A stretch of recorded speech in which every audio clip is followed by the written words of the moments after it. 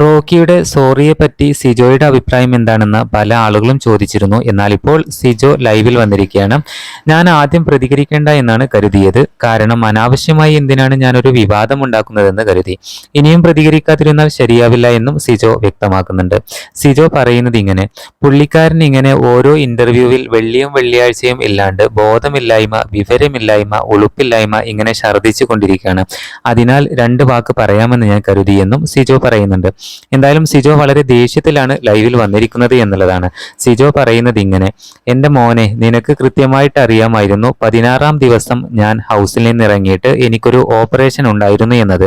ഹൗസിൽ നിന്ന് മാറി നിന്നിട്ടും നിനക്ക് എൻ്റെ വീട്ടുകാരെ കോണ്ടാക്ട് ചെയ്തിട്ട് അവരെ ഒന്ന് ആശ്വസിപ്പിക്കാമായിരുന്നു. അറിയാതെ ചെയ്തു പോയതാണെന്ന് ഒരു വാക്ക് അവരോട് പറയാമായിരുന്നു നിനക്ക്. കുണുവാവ അത് ചെയ്തില്ലല്ലോ എന്നും റോക്കി വ്യക്തമാക്കുന്നുണ്ട്. എൻ്റെ ഫ്രണ്ട്സിനെ കുറിച്ച് ഈ കുണുവാവക്ക് നന്നായിട്ട് അറിയാമായിരുന്നു. അവരെയും കോണ്ടാക്ട് ചെയ്തില്ലല്ലോ. പിന്നെ ബിഗ് ബോസ് അവസാനിച്ചതിന് ശേഷമുള്ള നിന്റെ ആ സോറി എനിക്ക് വേണ്ട എന്നും സിജോ പറയുന്നുണ്ട്. ആ സോറി ഞാൻ ആക്സെപ്റ്റ് ചെയ്താൽ ഞാൻ നിന്നെ പോലെ മണ്ടനായി പോവില്ലടാ എന്നും സിജോ വ്യക്തമാക്കുന്നുണ്ട്. അതുകൊണ്ട് തന്നെ നിന്റെ സോറി വേണ്ട എന്നും സിജോ പറയുന്നുണ്ട്. എന്തായാലും സിജോ ഇന്ന് ലൈവിൽ വന്നിരിക്കുന്നത് വളരെ ദേഷ്യത്തോടു കൂടെയാണ്. അപ്പോൾ റോക്കിക്ക് എതിരെയുള്ള ഒരു വെല്ലുവിളി പോലെയാണ് ഇപ്പോൾ സിജോ ലൈവിൽ വന്നിട്ടുള്ളത്. എന്തായാലും റോക്കിക്കുള്ള മറുപടിയായിട്ടാണ് സിജോ എത്തിയിരിക്കുന്നത്. നിങ്ങളുടെ അഭിപ്രായം താഴെ കമൻ്റായിട്ട് അറിയിക്കണേ.